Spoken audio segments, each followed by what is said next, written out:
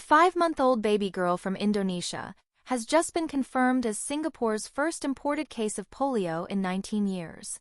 Yes, polio, a disease that the world has fought so hard to eradicate, has re-emerged in Singapore, though under very rare circumstances. But before you panic, let's dive into the details of this case, what it means for Singapore, and why it's making headlines right now. Is there any real risk to the community? And why is this case so unique? Stick with us because what we're about to reveal may change the way you see polio vaccinations today.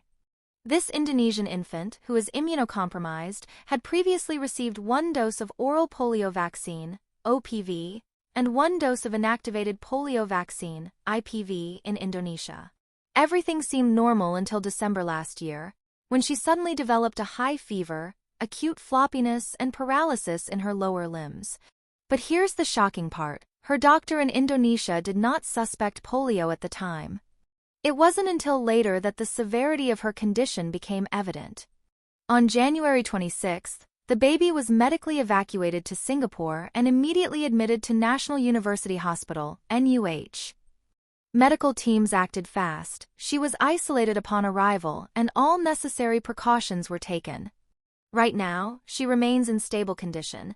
But this case has raised several critical questions about polio vaccinations, particularly the use of oral polio vaccines. Now, what makes this case especially rare? According to Singapore's Ministry of Health, this is a case of vaccine-associated paralytic poliomyelitis. This means that the polio symptoms were caused by the oral vaccine itself, which can happen in very rare cases, especially in immunocompromised individuals.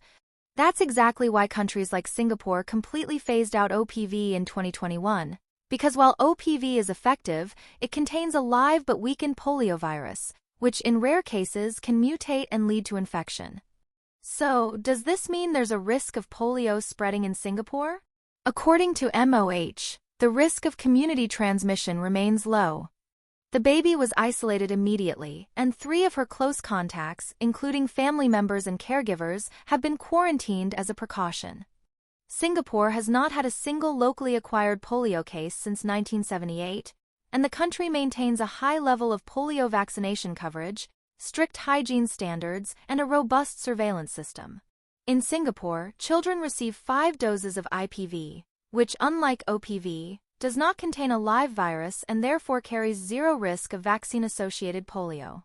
This ensures that the nation remains protected against any potential outbreaks. Now, here's something to think about.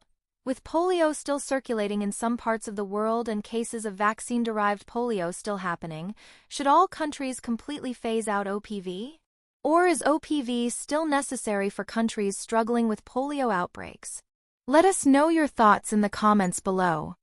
Make sure to like, share, and subscribe so we can continue bringing you detailed, in-depth, and factual news coverage. Let's push this channel to 11,000 subscribers and beyond. Turn on notifications so you never miss an update. Stay informed, stay engaged, and we'll see you in the next report.